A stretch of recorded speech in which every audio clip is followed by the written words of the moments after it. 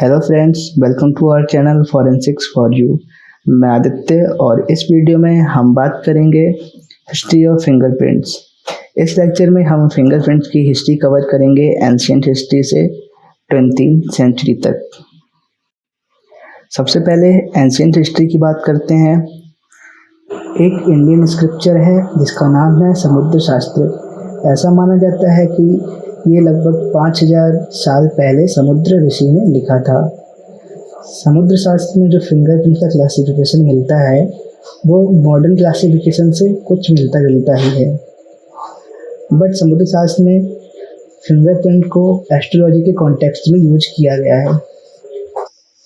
कुछ ancient artefacts मिले जिन पर फिंगरप्रिंट से मिलते हुए डिजाइंस हैं, जैसे कि एक टॉम्ब है न्यूग्रेंज और दूसरा टॉम्ब ऑफ गैब्रेनिस। यहाँ पर पत्थरों पर फ्रिक्शन से मिलते जुलते आर्ट वर्क हैं, बट केवल मेगालिथिक आर्ट वर्क के बेसिस पर ये नहीं कहा जा सकता कि एंशिएंट टाइम के लोगों को फिंगरप्रिंट्स की नॉलेज थी। ऐसा माना जाता है कि चाइनीज कल्चर में फिंगरप्रिंट्स की नॉलेज थी और इनको फिंगरप्रिंट्स के इंडिविजुअलाइजेशन की भी नॉलेज थी। चाइना में ऑफिशियल डॉक्यूमेंट्स को सील करने के लिए मिट्टी का यूज किया जाता था। डॉक्यूमेंट पर मिट्टी से सील लगाकर उस मिट्टी पर डॉक्यूमेंट के ऑथर का फिंगरप्रिंट इम्प्रेशन लिया जाता था। पहले पेपर का इन्वेंशन नहीं हुआ था, बट जब चाइना में पेपर का इन्वेंशन हो गया तब डॉक्यूमेंट पर पाम प्रिंट्स और फिंगरप्रिंट्स लिया जाने लगा, जो कि सिग्नेचर की तरह यूज होता था। इसी तरह से जापान से कुछ डॉक्यूमेंट मिले जिनके बेसिस पर कहा जा सकता है कि जापान में फिंगरप्रिंट्स की नॉलेज थी।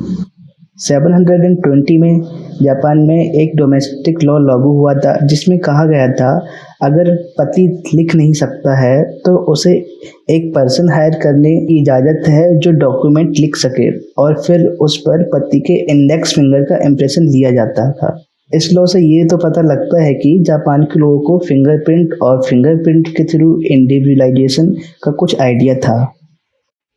1637 में इंडिया में भी फिंगरप्रिंट्स के यूज का पता चलता है। इसमें 1637 में शाहजहां और आदिल खान की सेना ने मिलकर जमान बहादुर के नेतृत्व में साहूजी भोसले पर आक्रमण कर दिया था। इस युद्ध में साहूजी भोसले की हार हुई। इस युद्ध के बाद साहूजी भोसले ने जमान बहादुर को एक ट्रीटी लिखी और उस ट्रीटी पर अपने हाथ का इम्प्रेशन लगाया, जो कि स्टैम्प की तरह यूज हुआ था। इस डॉक्यूमेंट से हमें ये पता चलता है कि इंडिया में पाम प्रिंट को यूज किया जाता था और इंडिया में रिजिस की नॉलेज थी, बट ये केवल राजा महाराजाओं तक ही सीमित था। कुछ और भी डॉक्यूमेंट मिले हैं जिन पर हैंड प्रिंट मिले, जैसे कि महाराजा रणजीत सिंह और शाहजहां के भी हैंड प्रिंट डॉक्यूमेंट पर मिले हैं। डॉक्टर नेहेमिया ग्रू यूरोपियन साइंटिस्ट थे। 1684 में पहली बार फ्रिक्शन रिज स्किन को डिस्क्राइब किया था। मार्शलो माल्फिजी 1687 में मार्शलो माल्फिजी ने पहली बार फ्रिक्शन रिज स्किन का स्ट्रक्चर और फंक्शन बताया। माल्फिजी के इस योगदान पर ही स्किन की एक लेयर का नाम माल्फिजी लेयर रखा गया। मेयर एक जर्मन डॉक्टर और एनाटॉमिस्ट थे। 1788 में मेयर ने ही पहली बार बताया था कि स्किन पर जो फ्रिक्शन रिजेस हैं वो यूनिक होते हैं। थॉमस वेविक एक इंग्लिश वुड एनग्रेवर और ऑर्निथोलॉजिस्ट थे। इन्होंने 1809, 1818, 1826 में 3 वुडकट्स बनाए जिन पर अपनी फिंगरप्रिंट्स मार्क भी दिए, और इस पर लिखा था थॉमस वेविक हिज मार्क, और उसके बीच में ही फिंगर मार्क भी था। बट ये नहीं कहा जा सकता कि थॉमस वेविक को फिंगरप्रिंट के इंडिविजुअलाइजेशन की नॉलेज थी या नहीं, क्योंकि ऐसा कोई सपोर्टिंग डॉक्यूमेंट नहीं मिला। डॉक्टर ई वर्किंजे जर्मनी में एक प्रोफेसर थे।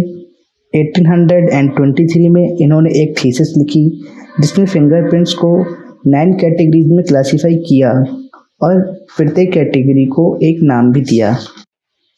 विलियम जेम्स हर्शल 1858 में ईस्ट इंडिया कंपनी में हर्शल इंडिया के बंगाल में ब्रिटिश एडमिनिस्ट्रेटर थे। विलियम जेम्स हर्शल ने एक इंडियन राजधर कोनार्क से रोड बाइंडिंग मटेरियल के कॉन्ट्रैक्ट पर हैंडप्रिंट इम्प्रेशन लिया। इस तरह से ही was the first European who used friction resistance in official documents. Thomas Taylor US Department of Agriculture में माइक्रोस्कोपिस्ट थे। 1877 में टेलर ने एक आइडिया दिया कि क्राइम सीन पर अगर ब्लडी प्रिंट मिलता है तो उससे सस्पेक्ट को आइडेंटिफाई किया जा सकता है। हेनरी फॉल्स 1880 में हेनरी फॉल्स ने एक आर्टिकल पब्लिश किया जिसने बताया कि फिंगरप्रिंट्स को एविडेंस की तरह यूज किया जा सकता है। हेनरी फॉल्स ऐसे फर्स्ट पर्सन थे जिन्होंने किसी जर्नल में फ्रिक्शन स्किन के इंडिविजुअलाइजेशन के फीचर को एविडेंस की तरह यूज करने के लिए बताया। सैमुअल क्लेमेंस, इन्हें मार्क ट्वेन के नाम से भी जाना जाता है। 1883 में क्लेमेंस ने अपनी एक बुक लिखी जिसका नाम था लाइफ ऑन द मिसिसिपी। इस बुक में इन्होंने थंब प्रिंट की यूनिकनेस और परमानेंस का जिक्र किया था। 1884 में क्लेमेंस ने एक नॉवल लिखा जिसका नाम था द ट्रेजेडी ऑफ पुडिनहेड विल्सन। इस नॉवल की स्टोरी में क्लेमेंस ने फिंगरप्रिंट के हेल्प से क्रिमिनल केस सॉल्व करते हुए दिखाया है। डॉक्टर आर्थर कोलमैन ने फ्रिक्शन रिज के एम्ब्रायोलॉजिकल डेवलपमेंट पर रिसर्च किया और 1883 में पब्लिश किया जिसमें बताया कि रिजिस लेटरल प्रेशर की वजह से फेटल लाइफ के 4th मंथ में डेवलप होती हैं और Coleman is considered to be the first person who identified volar pads on hands and feet. Sir Francis Galton ने मोस्टली वर्क हेरिडिटरी मैटर पर किया था। फ्रांसिस गैल्टन ने 1892 में एक बुक पब्लिश की जिसका नाम था फिंगरप्रिंट्स। सर फ्रांसिस गैल्टन ऐसे पहले पर्सन थे जिन्होंने माइन्यूसिया को डिस्क्राइब किया था। माइन्यूसिया को गैल्टन्स डिटेल्स भी कहा जाता है। जॉन ब्यूकेटिक अर्जेंटीना में पुलिस डिपार्टमेंट में वर्क करते थे। इन्होंने क्रिमिनल्स के फिंगरप्रिंट्स रिकॉर्ड करना शुरू किया और अपना क्लासिफिकेशन सिस्टम डेवलप किया जिसका नाम था ब्यूकेटिक्स क्लासिफिकेशन। जॉन ब्यूकेटिक पहले ऐसे लॉ एनफोर्समेंट पर्सनल थे जिन्होंने ब्यूकेटिक्स क्लासिफिकेशन सिस्टम का यूज प्रिजनर्स को इंडिविजुअलाइज करने में किया। एक बहुत ही फेमस केस है the Rogers murder case. Rogers murder case ऐसा पहला होमिसाइड का केस था जो फिंगरप्रिंट एविडेंस के बेसिस पर सॉल्व हुआ था। रोजर्स मर्डर केस में क्या हुआ था, ये एक मर्डर का केस था जो 1892 में अर्जेंटीना के ब्यूनस एयर्स में हुआ था। इसमें एक लेडी थी जिसका नाम था फ्रांसिस्का रोजर्स ने वेलेंस्क्विज नाम के एक आदमी पर अपने 2 बच्चों की हत्या का आरोप लगाया। इस केस को इन्वेस्टिगेट किया था इंस्पेक्टर एडवर्डो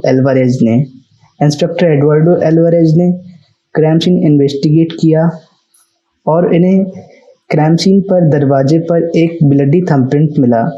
जब ब्लडी थंबप्रिंट इम्प्रेशन को मैच किया गया तो ये फ्रांसिस्का रोजर्स के थंबप्रिंट से मैच हो गया और फिर फ्रांसिस्का रोजर्स ने कन्फेस किया कि उसने ही अपने बच्चों की हत्या की। सर एडवर्ड रिचर्ड हेनरी 1894 में एडवर्ड रिचर्ड हेनरी इंडिया के बंगाल में इंस्पेक्टर जनरल थे।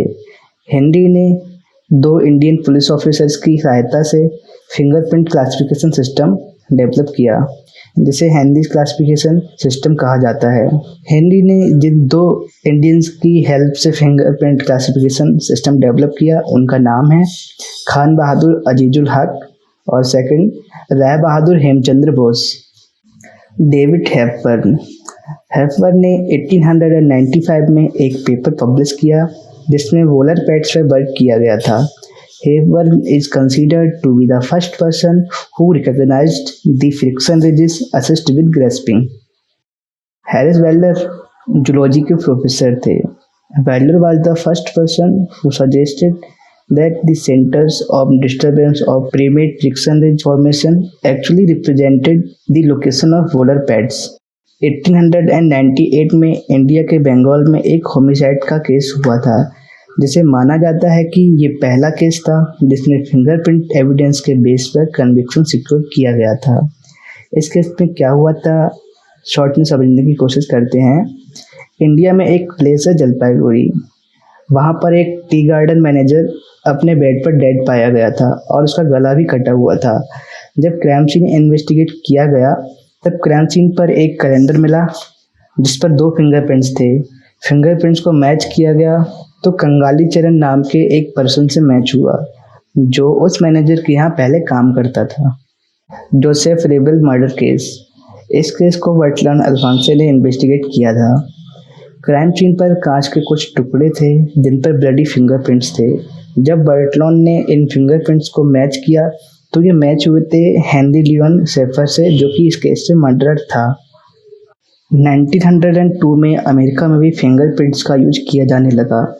डॉक्टर हेनरी, जो न्यूयॉर्क सिविल सर्विस कमिश्नर थे, इन्होंने ही अमेरिका में 1902 में फिंगरप्रिंट्स का सिस्टमैटिक यूज स्टार्ट किया। कैप्टन जेम्स एच पार्के, 1903 में कैप्टन जेम्स ने एक फिंगरप्रिंट क्लासिफिकेशन सिस्टम डेवलप किया जिसका नाम है American classification system, but American classification system को वर्ल्ड वाइड एक्सेप्टेंस नहीं मिली। 1904 में अमेरिका में इंस्पेक्टर फेरियर मैक्लॉगरी ने प्रिजनर्स के फिंगरप्रिंट्स लेना शुरू किया। इस तरह से अमेरिकन गवर्नमेंट का फिंगरप्रिंट कलेक्शन स्टार्ट हुआ। इनेज विपल को इनेज वेल्डर नाम से भी जाना जाता है। 1904 में इनेज ने एक पेपर पब्लिश किया था जिसमें ये बताया कि वोलर पैड्स फ्रिक्शन रिज का एवोल्यूशन कैसे हुआ, किस तरह से वोलर स्केल्स फ्रिक्शन रिज में फ्यूज हुए। डेप्थ फॉर मर्डर केस, ये केस 1905 में इंग्लैंड में हुआ था। इस केस को इन्वेस्टिगेट किया था इंस्पेक्टर चार्ल्स ने और फिंगरप्रिंट एविडेंस के बेस पर ही सॉल्व किया। इस केस को डेप्टफोर्ड मर्डर ट्रायल के नाम से भी जाना जाता है। 1910 में एक और केस हुआ था जिसको पीपल वर्सेस जेनिंग्स केस के नाम से जाना जाता है। इस मर्डर केस में थॉमस जेनिंग्स को फिंगरप्रिंट एविडेंस के बेस पर कन्विक्ट किया था। इस केस में 4 एक्सपर्ट्स की मदद ली गई थी जो हैं माइकल, विलियम, एडवर्ड और Mary Holland. Mary Holland is considered the first American female instructor of fingerprints. People versus Jennings fingerprint की हिस्ट्री में एक ऐसा केस है जिससे अमेरिका में पहली बार फिंगरप्रिंट एक्सपर्ट्स की टेस्टिमनी को एडमिसिबल माना गया। 1911 में एक बर्गलरी केस हुआ था जिसका नाम है पीपल वर्सेस क्रिस्पी। इस केस में जोसेफ फेरेट ने फिंगरप्रिंट एविडेंस से related testimony the. People versus crispy is considered to be the first conviction obtained with fingerprint evidence alone।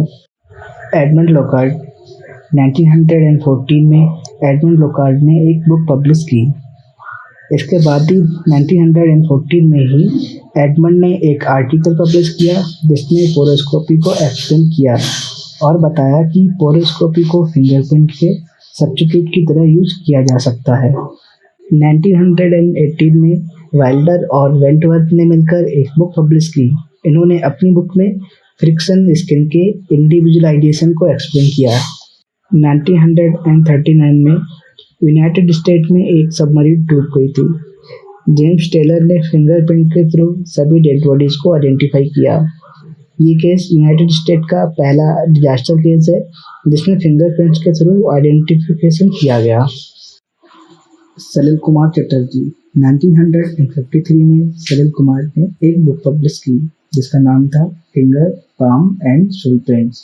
1962 में सलिल कुमार चटर्जी ने एक आर्टिकल पब्लिश किया। इसमें एजियोस्कोपी को एक्सप्लेन किया और बताया कि एजियोस्कोपी को फिंगरप्रिंट की तरह ही इंडिविजुअलाइजेशन में यूज किया जा सकता है।